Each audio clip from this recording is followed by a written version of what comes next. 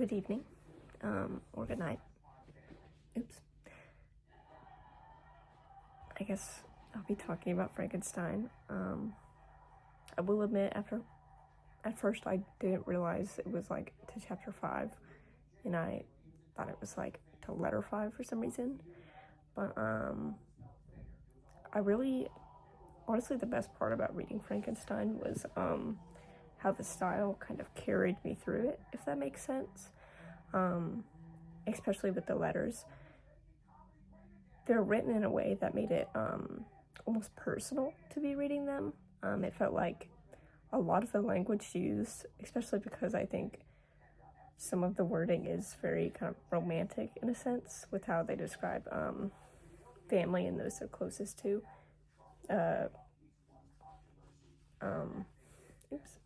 But the language itself really was beautiful to me,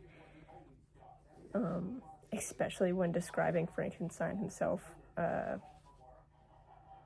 on the boat, whatever. The way they described him, of course, his name wasn't really revealed until like chapter 5. They mentioned Frankenstein in passing, but like one word in like maybe chapter 2 or 3. But the way he was described with such a the way he enjoyed looking at nature on the ship, and how even though he was struck with like a lot of sorrow and grief at times, and kind of always had this sort of like mournful look about him, how he would still how he would still admire the view around him, the stars at night, and then seeing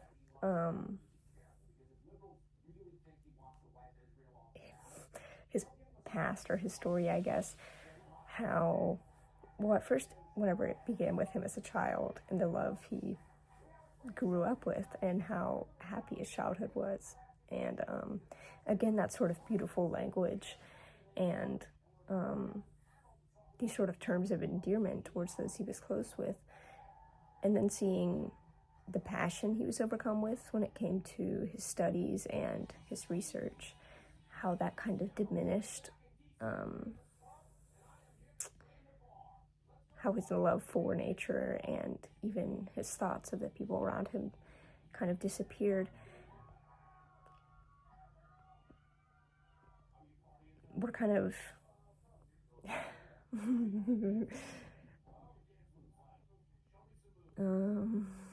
what was I gonna say? Just seeing how, and you can kind of, thanks to the amount of kind of foreshadowing that comes with these chapters, and how they kind of lead you through things as he's telling the story to his friend. That sort of foreshadowing, and how you can kind of already tell what's going to happen, at least with his monster. And then seeing the love for nature he had afterwards, like how he kind of learned to appreciate these things, how he learned to appreciate nature rather than delve into this research that kind of throughout all of this this appreciation for the world, instead of his studies into, like, I guess, this darkness, or this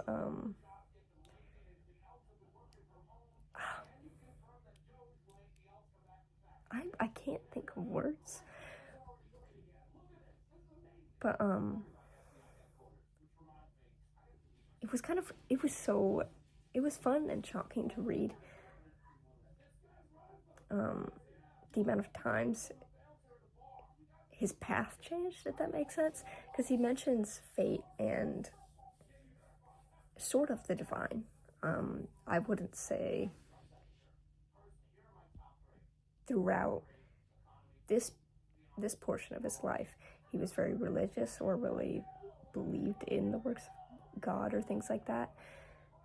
It was more so that there was this, he describes it as like, well, fate itself and nature herself at points and even a guardian angel, actually, at one point, as trying to, or he describes the guardian angel in specific as trying to almost steer him away from this path, as trying to, like, save him from delving into this sort of taboo, is kind of the word I was looking for, of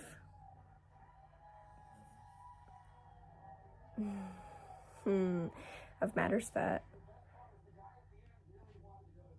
completely demine, is that the word? I can't think. Any sort of, I guess, godly creation, because it's sort of, in the way that it is taboo, it's something that goes completely against the works of God and the works of nature.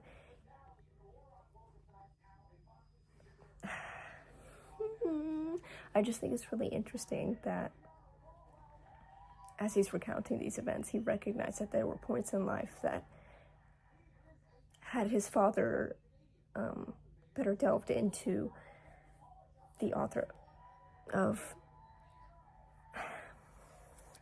like, the Paracelsus and those sorts of authors, if he had described the type of works they did rather than just threw them aside as something just crazy and something he shouldn't look into because it's just fake and worthless.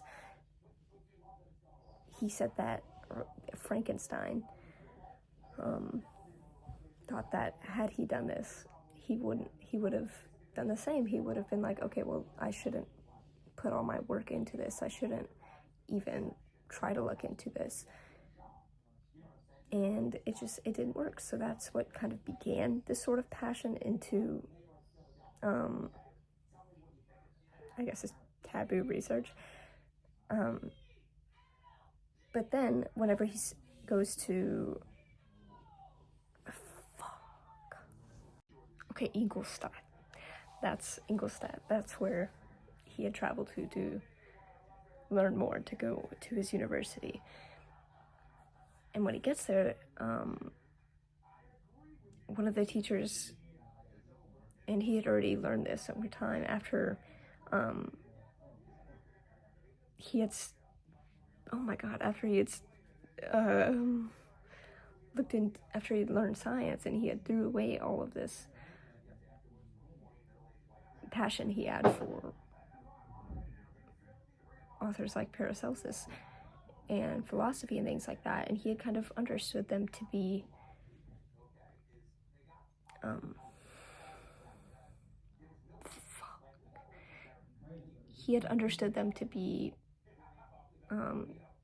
just worthless, like stupid, like something he shouldn't have done.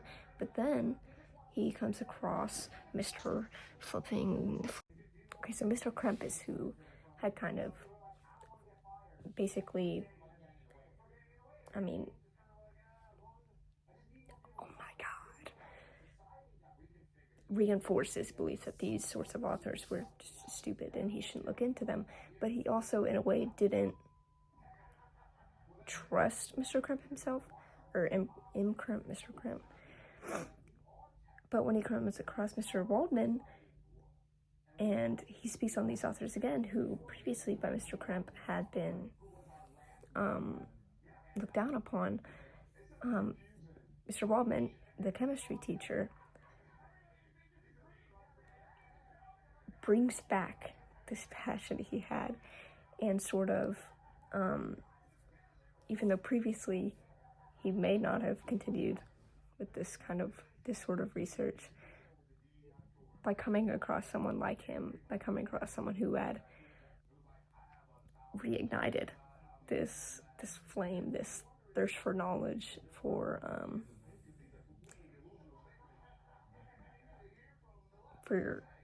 in a way science, but also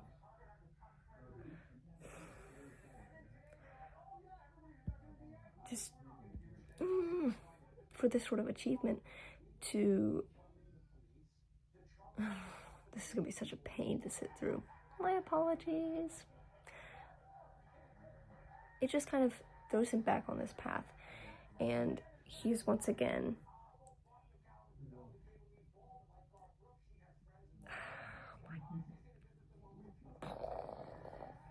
my brain doesn't work. Sorry, it's the brain rot. I literally read through all of this and I was like sitting there, and it was honestly such a really great read. I think again, the writing style was so good. I loved it. But again, this passion was reignited. He realizes that, or Mr. Waldman tells him, you know, you can't just research this alone. In order to further your knowledge, you need to become a man. Okay.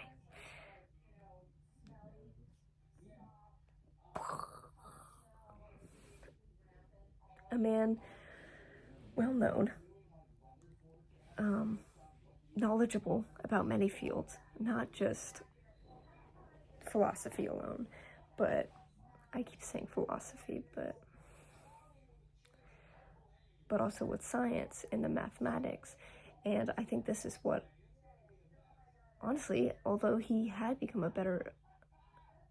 more knowledgeable man, how he had become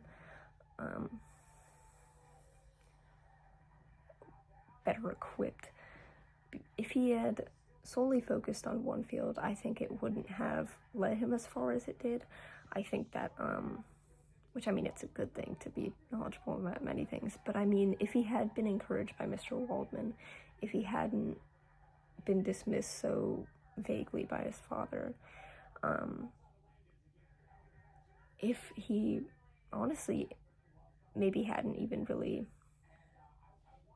encountered his mother's death so early in such a, I would say, sort of not unjust, but in such a unfortunate way, he may not have been led to make the choices he had made, or again, be set upon this path of knowledge and research. And also, whenever he first reanimates life, I think it's a very important moment. But I think the fact that,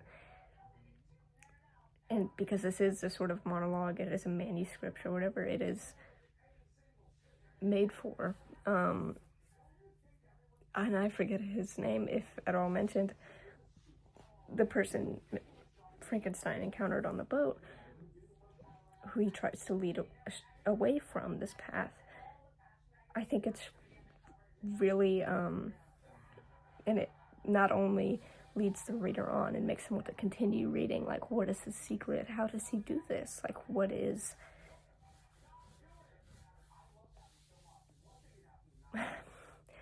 how, like, again, how does he do the impossible, basically?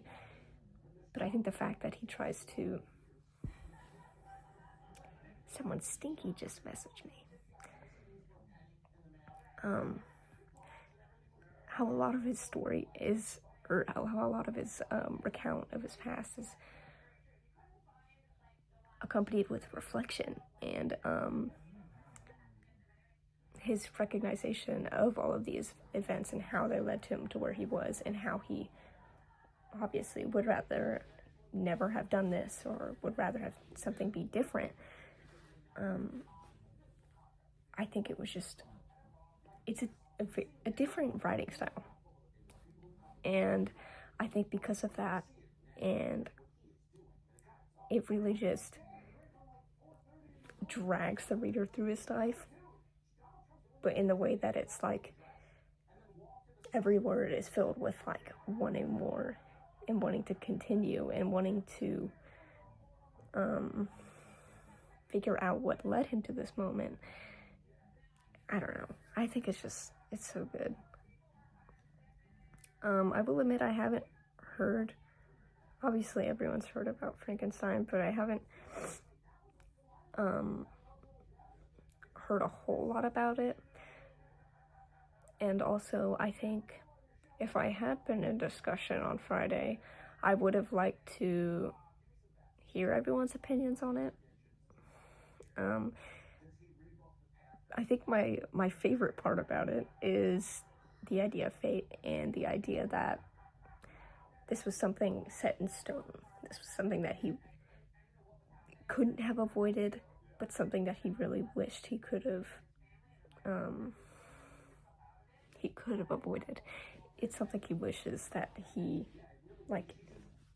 he wishes certain events didn't happen, and he wishes obviously that he didn't create this monster. I do think that his encountering his own creation was very important in the way that quite literally the moment it reanimates, he runs away from it. He considers it some diabolical creation. I believe something Dante himself couldn't even like recognize or fathom.